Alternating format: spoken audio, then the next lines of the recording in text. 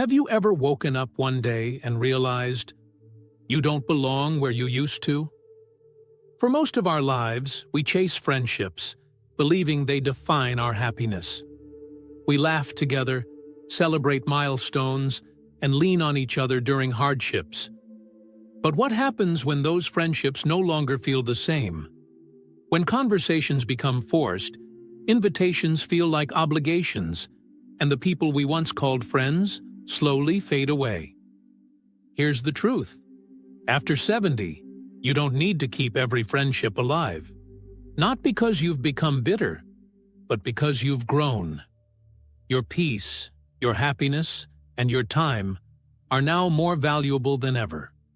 You have earned the right to let go of what no longer serves you. This isn't about loneliness, it's about freedom. The kind of freedom that comes when you stop chasing people and start embracing yourself. If you're still here, let me know in the comments. Type number 1 if this resonates with you. 1. Some relationships become a burden. Not all friendships are meant to last forever. Some are built on shared experiences, convenience, or even obligation rather than true connection. And while we might have once clung to these relationships out of habit or nostalgia, the truth is, some friendships simply don't serve us anymore. Imagine carrying an old, heavy suitcase everywhere you go. At one time, it was filled with meaningful memories, shared laughter, and moments of deep connection. But over the years, that suitcase has become heavier. It's now stuffed with unmet expectations, forced conversations, and one-sided efforts. You keep holding on to it, thinking it's still as valuable as before. But what if it's just weighing you down? This is what happens when we hold on to relationships that no longer fit who we are today. As we get older, our energy becomes precious, and the last thing we should be doing is investing it in people who no longer add value to our lives. Yet, many of us struggle to let go. Why? Because we were raised to believe that ending friendships is a failure, that cutting ties means we are unkind or selfish. But is it really selfish to prioritize our own well-being? Take Mary, for example. At 75, she still tried to keep in touch with an old friend from her 40s. For decades, their friendship was full of deep conversations and shared experiences. But as time went on, things changed. The calls became one-sided. Mary was always the one reaching out, always the one making the effort. When they did talk, her friend only complained, rarely showing any interest in Mary's life. One day, Mary realized something. Every time she spoke to this person, she felt emotionally drained. The conversations left her feeling exhausted rather than uplifted.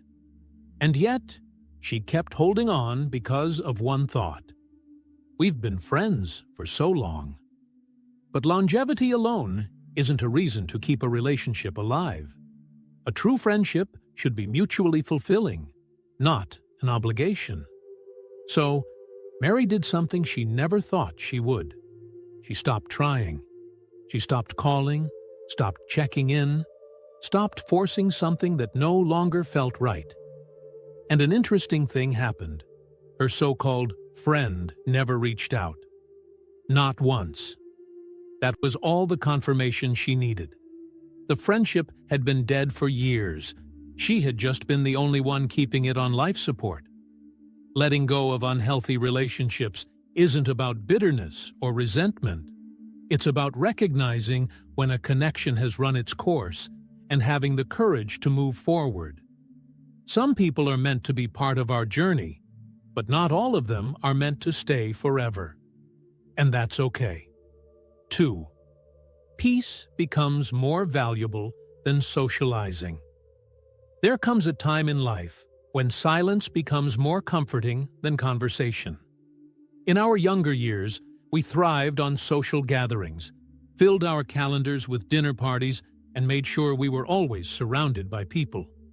We believed that a full life meant a full social schedule. But as we age, something shifts. The noise, the obligations, the small talk, they start to feel less like joy and more like exhaustion. For decades, we were conditioned to believe that staying social was the key to happiness. Society tells us that being alone is something to be feared, but solitude and loneliness are not the same. In fact, learning to enjoy your own company can be one of the most liberating experiences of your later years. The truth is, many social interactions come with an unspoken weight. Calls that must be returned, invitations that feel obligatory, conversations that drain more than they enrich. There's a hidden pressure to keep up appearances, to show up even when you'd rather stay home, to maintain relationships simply because you always have.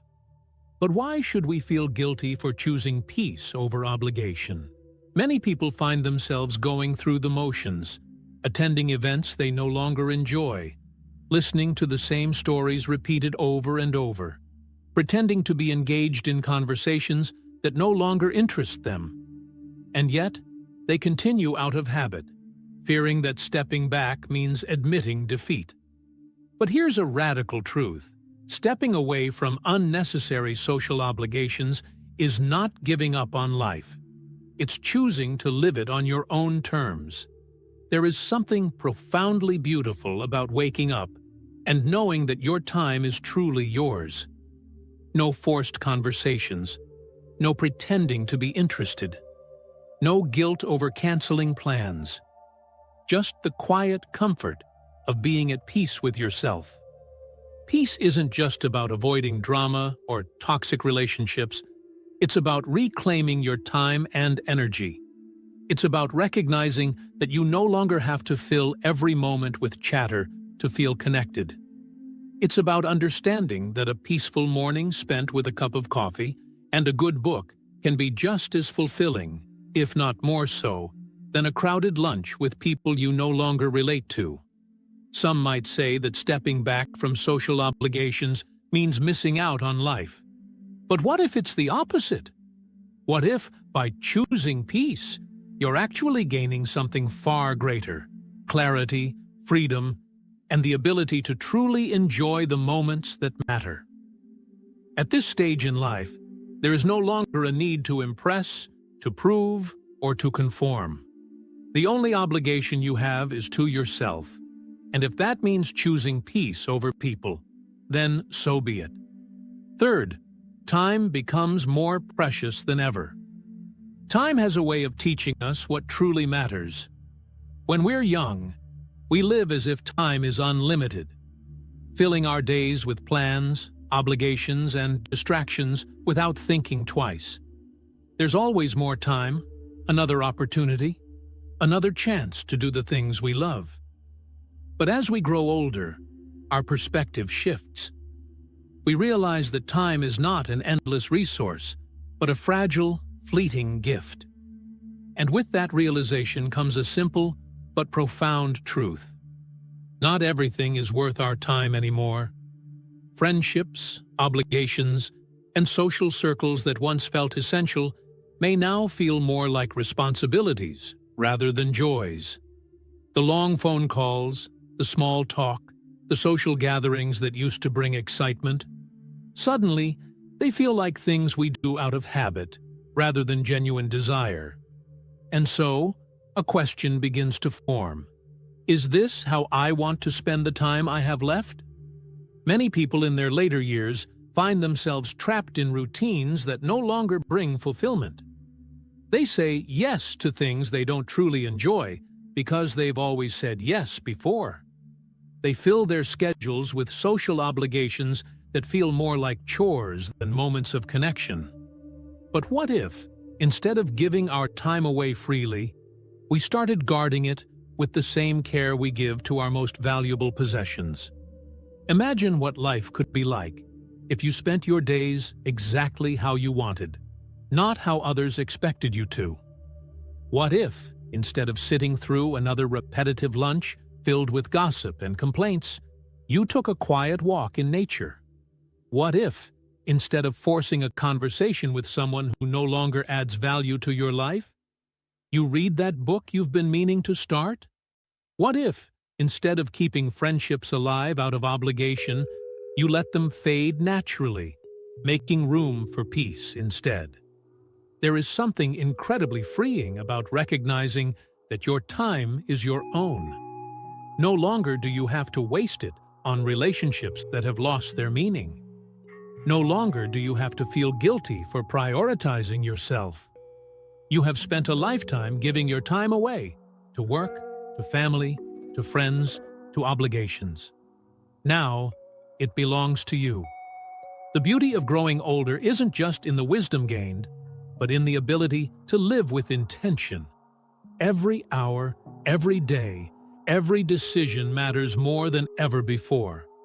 And when you finally start treating time as the treasure that it is, you realize that the greatest gift you can give yourself is to spend it wisely. 4. Fewer friends. Fewer disappointments. One of the hardest lessons in life is realizing that not everyone you once called a friend was truly there for you. Over the years, you've likely seen friendships come and go, some naturally drifting apart, others revealing themselves to be one-sided or conditional. And as painful as it may be to admit, sometimes having fewer friends means having fewer disappointments. For much of our lives, we place high expectations on friendships. We assume that the people we invest in will always be there, that the effort we put into relationships will be reciprocated. But reality often tells a different story. How many times have you reached out to someone only to be met with silence? How often have you made an effort only to realize that the other person wouldn't do the same for you? It's a painful truth. Friendships, no matter how long they last, don't always stand the test of time. There's a particular kind of disappointment that comes from realizing someone no longer values your presence in their life the way they once did. The unanswered phone calls, the ignored messages, the unreturned efforts, each one a subtle but undeniable reminder that perhaps you were the only one holding on to something that was already gone. And yet, many of us continue to cling to these relationships out of habit, fear, or the belief that we need a large circle of friends to be fulfilled. But what if we let go of that idea? What if, instead of focusing on keeping many friendships alive, we focused on nurturing a few meaningful ones? What if, instead of chasing after those who no longer make an effort, we prioritized our own peace? The truth is, disappointment fades when expectations are removed. When you no longer rely on others for validation, support, or companionship, you free yourself from the emotional exhaustion that comes with unmet expectations. You stop waiting for people to care the way you once cared for them. You stop measuring your worth by the number of friends you have. And in doing so, you discover something truly freeing. Happiness doesn't depend on anyone else. Aging isn't just about growing older. It's about growing wiser. And one of the greatest wisdoms is knowing who is truly worth your time and who isn't. Not every friendship is meant to last forever, and that's okay. The people who matter will stay, effortlessly and without conditions. The ones who don't? They were never really meant to be there in the first place. 5.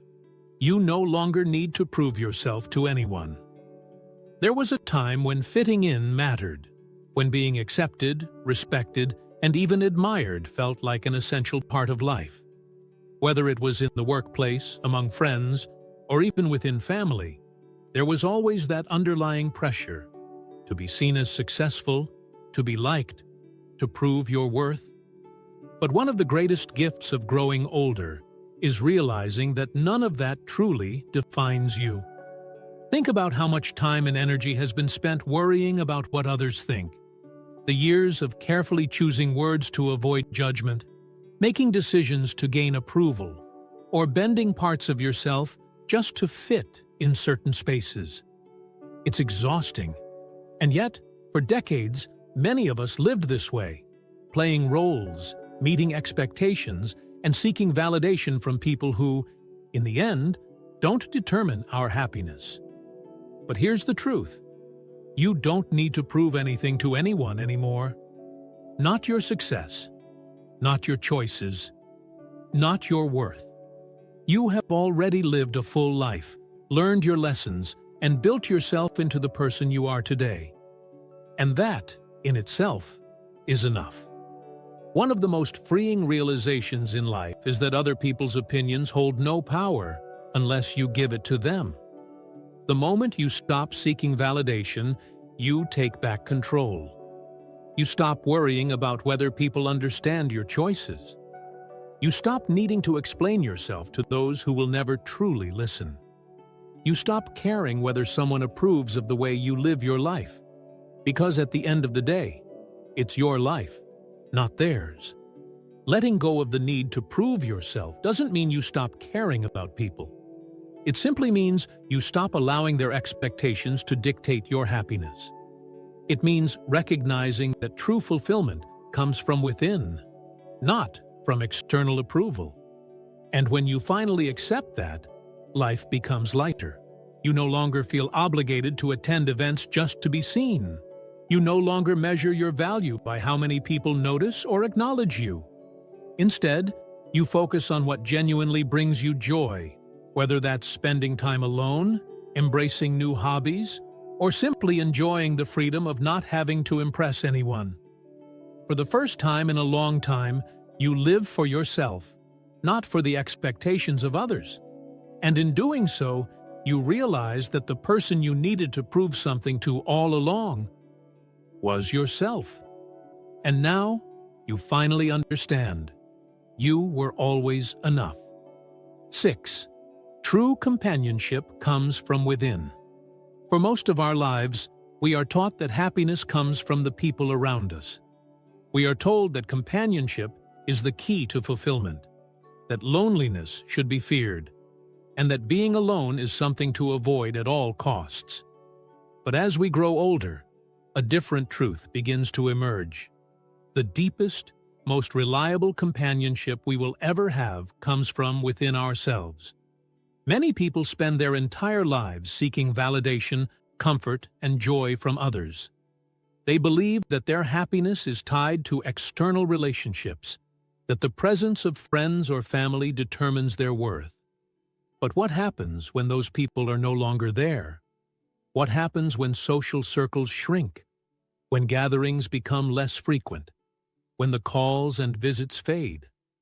At first, the silence can feel unsettling. The empty spaces once filled by conversation and company can seem like a void. But if you allow yourself to embrace that silence, something incredible happens. You start to realize that you were never truly alone to begin with. There is an undeniable strength in being able to sit with yourself and feel at peace. When you stop relying on others to fill your time, you discover the power of your own thoughts, your own company, your own sense of self. Instead of feeling lost without constant interaction, you begin to see solitude as an opportunity, a chance to reconnect with yourself in ways you never had time for before. For decades, life was about meeting expectations, fulfilling responsibilities, and prioritizing others. But now, in this stage of life, you have the freedom to prioritize yourself.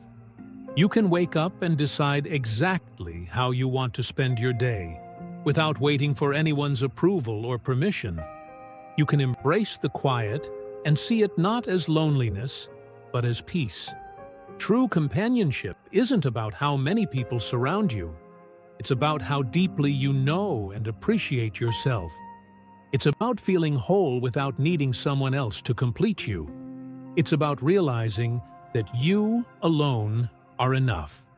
And ironically, when you reach that point, when you no longer need constant social interaction to feel fulfilled, you often find that the right people naturally gravitate toward you, not out of obligation, but out of genuine connection. These are the relationships that require no effort, no maintenance, no constant proving of worth. They exist simply because they are meant to. In the end, the best companion you will ever have is the one who has been with you through every season of life, yourself. And once you embrace that, you'll never feel truly alone again. 7. Letting go opens the door to a happier life. Letting go is one of the hardest things to do. For most of our lives, we are taught to hold on to friendships, to obligations, to routines that have long lost their meaning. We cling to the familiar because it feels safe, even when it no longer serves us. But here's a truth that few are willing to embrace. Sometimes, the key to happiness isn't holding on. It's knowing when to let go. We often convince ourselves that maintaining relationships, even ones that drain us, is necessary. That if we let go, we are losing something valuable. But ask yourself this: are you truly gaining anything by keeping these connections alive? Or are you just afraid of what life might look like without them? This audio is made with Audio Toolkit for Windows Store. Download.